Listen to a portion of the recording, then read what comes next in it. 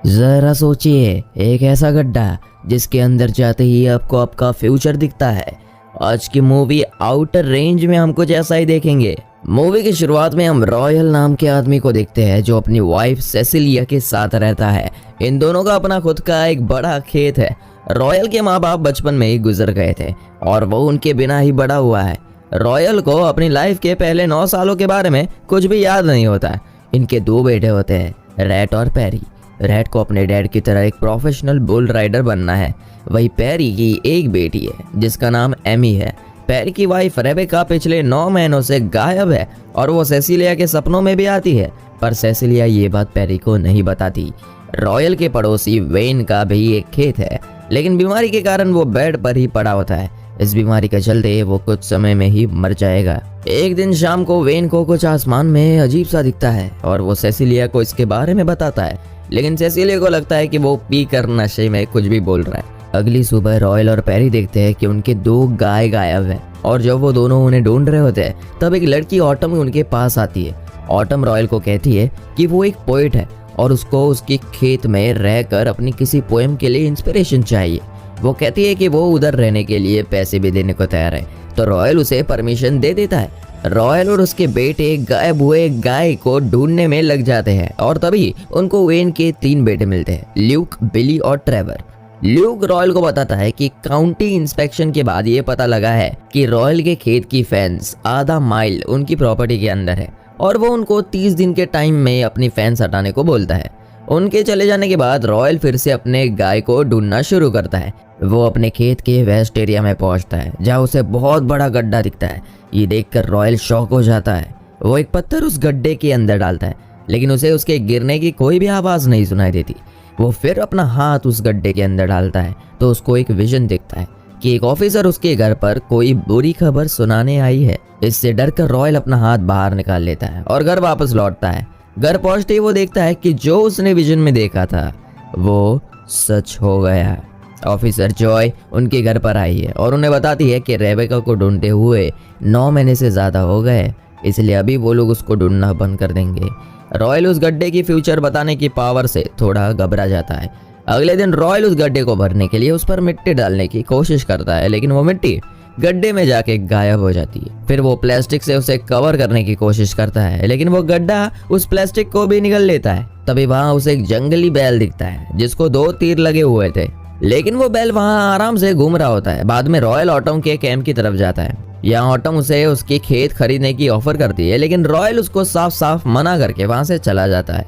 उसी दिन रात को पैरी और रैट एक बार में जाते हैं और वहाँ बहुत शराब पीते हैं, जिसके बाद पैरी को ठीक नहीं लगता, इसलिए वो बाहर निकलता है। फिर वो गलती से ट्रेवर के सामने उल्टी कर देता है। ट्रेवर गुस्सा हो जाता है और उसके साथ लड़ने की कोशिश करता है। तभी रैट आ जाता है और ट्रेवर को एक फाइट से नॉकआउट कर देता है। फिर रेड पैरी को अकेला छोड़कर ट्रक लेने के लिए जाता है, जिसके बाद ट्रेवर खड़ा होता है और रेबेका के बारे में बोलकर पैरी को उकसाता है।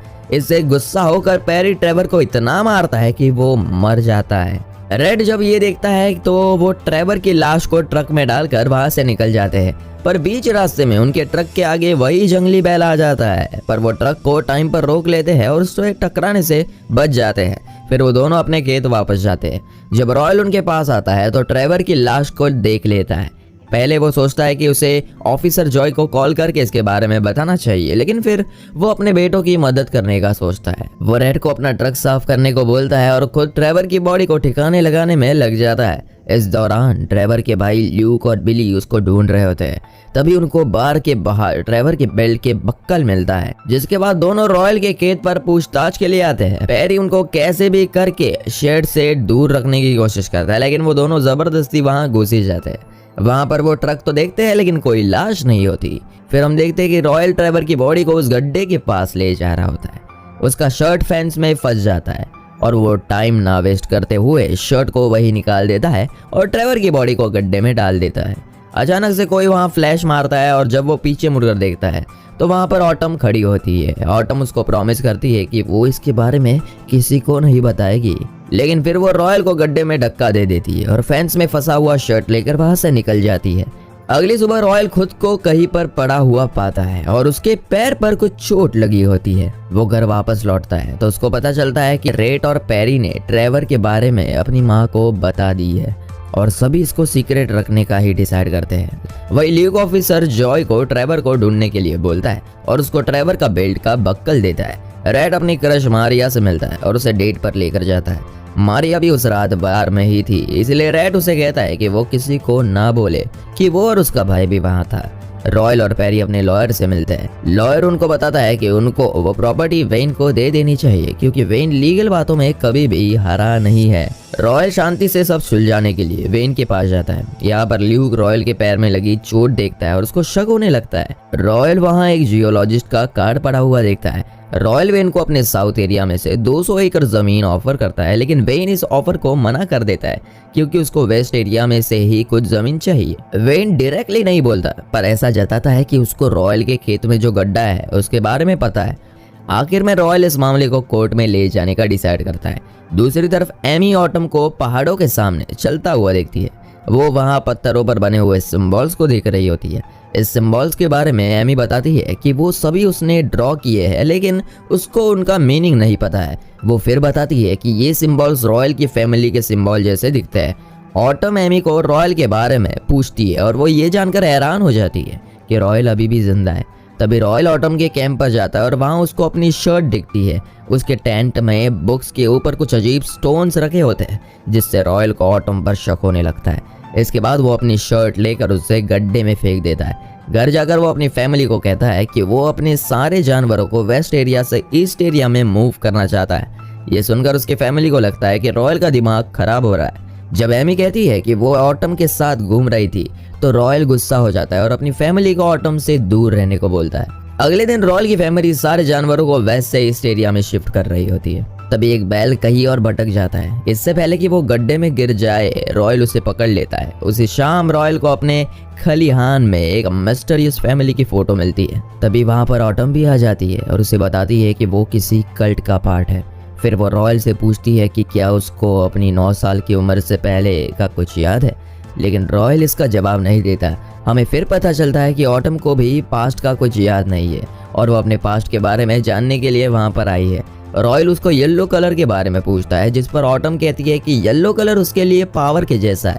ऑटम उसको पूछती है कि वो उस गड्ढे से जिंदा कैसे बाहर आया। रॉयल इसका जवाब नहीं देता पर उसको याद आने लगता है कि गड्ढे में गिरने के बाद उसने देखा था कि बहुत सारे राइट्स उस पर फोकस किए हुए हैं। वो कुछ आर्मी के आउटपोस्ट देखता है जहाँ के सारे सैनिक अपनी गन्स उस पर ताक के खड़े हैं और वो वहाँ कुछ तेल निकालने की मशीन देखता है जिस पर BY9 लोगो है। जब रॉयल पीछे मुड़कर देखता है तो उसे ऑटम और दूसरे कुछ लोग येलो कपड़ों में दिखते हैं। इनके साथ ऑफिसर जॉय और उसका बेटा भी था। तभी सिसिलिया आती है और रॉयल को बताती है कि वो 2 साल पहले मर गया था और उनकी जमीन अभी भी कोई और ओन करता है। सिसिलिया रॉयल को वहां से भागने को बोलती है, लेकिन तभी उन लोगों के बीच से ल्यूक निकलता है और रॉयल के ऊपर गोली चलाता है जो उसके पैर पर लगती है। ल्यूक और गार्ड्स रॉयल के पीछे पड़ते हैं, लेकिन रॉयल गड्ढे में कूदकर अपने टाइम में वापस आ जाता है। अगले दिन एक स्टोर में जॉय एक आदमी को कुछ चुराते हुए देखती है। वो उसको तुरंत ही अरेस्ट कर लेती है। रास्तों में वो आदमी जॉय को बताता है कि यहाँ पर लोग लगातार गायब होते जा रहे हैं। दूसरी तरफ जंगल में ऑटम कुछ पत्थर ढूंढ रही होती है। तभी उसे वो तीर लगा हुआ बैल दिखता है। वो उसके शरीर से एक तीर निकालती है। उसी शाम रेट एक बुल राइडिंग कंपटीशन की तैयारी कर रहा होता है। तभी उसके पास ऑफिसर जॉय आती है और कहती है कि ट्रेवर के बक्कल पर उनको रेट का खून मिला है, लेकिन रेड उसको कहता है मैं उसे दिन भर में था ही नहीं। फिर रॉयल को इसके बारे में बताकर वो कंपटीशन में जाता है और जीत भी जाता है। फिर वो मारिया के साथ बार में जाकर अपनी जीत का जश्न मनाता है। फिर मारिया से विदा लेकर वो किसी की गाड़ी के पास रुककर पेशाब कर रहा होता है, लेकिन वो गाड़ी एक पुलिस ऑफिसर की होती है और वो पुलिस ऑफिसर उसको अरेस्ट कर लेता है। इसका फायदा उठाकर जॉय उससे कुछ पूछताछ करती है, जिसके बाद रेट उस रात ट्रेवर के साथ लड़ने की बात कबूल करता है, लेकिन वो पेरी का नाम नहीं लेता और कहता है कि वो उस लड़ाई के बाद बार में वापस चला गया था।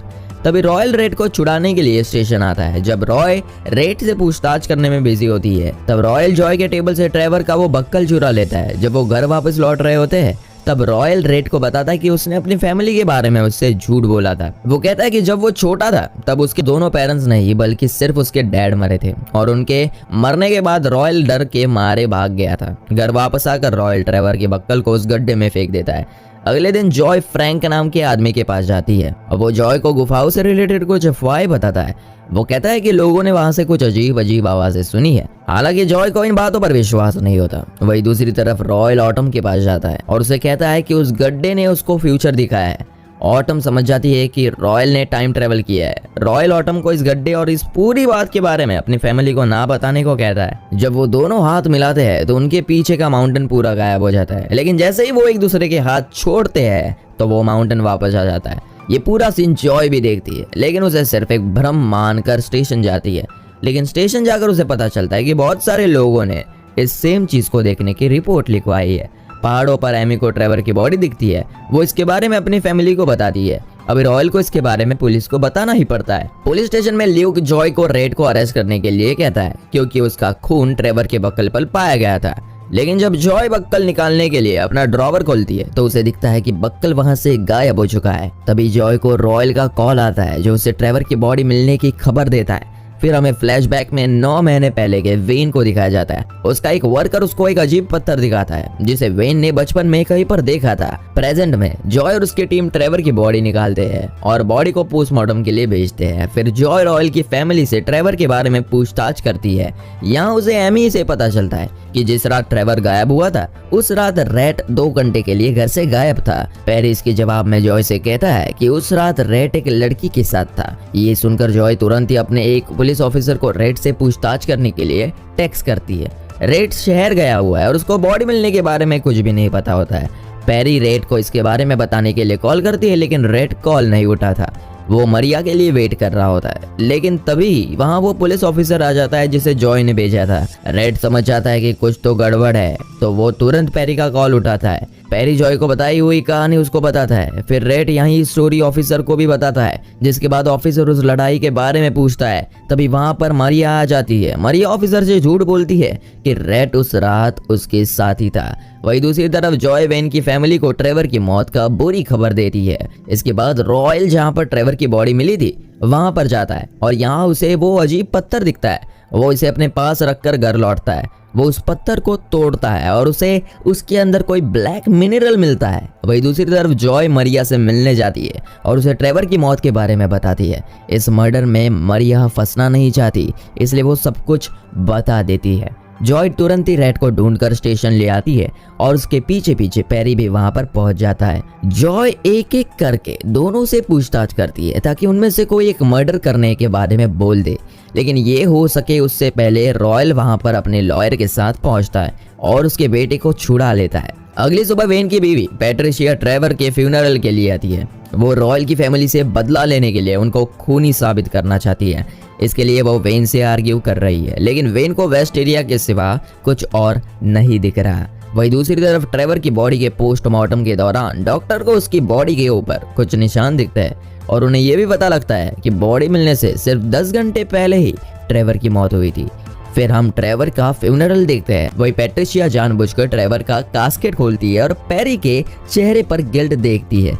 ये देखकर उसका शक यकीन में बदल जाता है कि पेरी ने ही ट्रेवर को मारा था। रेड मरिया से बात करना चाहता है, लेकिन पुलिस के डर के कारण वो उससे दूर भागती है। फिर रॉयल वेन के बार में जाता है और वहां उसे ऑटो मिलती है। वो उसको एक कार्ड गेम के लिए चैलेंज करती है। वो चीट करके जीत जाता है क्योंकि उसको ऑटम का नेकलेस चाहिए था, जिस पर वही पत्थर लगा हुआ था जो उसे पहाड़ों के पास मिला था।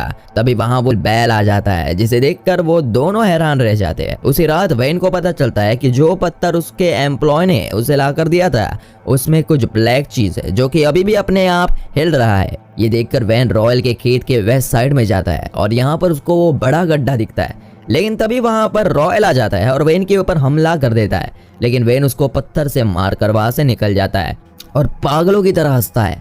जब वेन घर पहुंचता है तो वो उस गड्ढे को देखने पर खुशी मनाता है क्योंकि उसको अपने बचपन के बारे में कुछ याद आता है।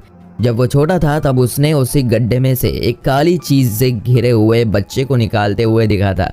ये देखकर वैन डर जाता है और वहां से भाग जाता है। प्रेजेंट में एक्साइटमेंट की वजह से वैन को दौरे पड़ते हुए और उसे तुरंत हॉस्पिटल ले जाया जाता है। वही दूसरी तरफ रॉयल गड्ढे में गिर रहा होता है और उसे ट्रेवर और ऑटम दिखते हैं, लेकिन ये सिर्फ उसका एक बुरा सपना था, जिसके बाद वो उठकर अपने घर जाता है। अगली सुबह रॉयल उस जियोलॉजिस्ट से मिलने जाता है जिसका कार्ड उसे वेन के घर पर मिला था। वो जियोलॉजिस्ट उसको कहती है कि वेन ने उसे 6 हफ्तों पहले कॉल किया था क्योंकि वो कुछ नई जमीन ले रहा था और उसको वो जमीन का सर्वे करवाना था। रॉयल उसको ऑटम का नेकलेस वाला पत्थर दिखाता है। वो जियोलॉजिस्ट पत्थर की जांच कर रही होती है। इस दौरान रॉयल को उसके ऑफिस में एक फोटो दिखती है जिसमें वो जियोलॉजिस्ट एक टेंट के सामने खड़ी होती है। इस टेंट में उसी BY9 का लोगो होता है जो उसने फ्यूचर में देखा था।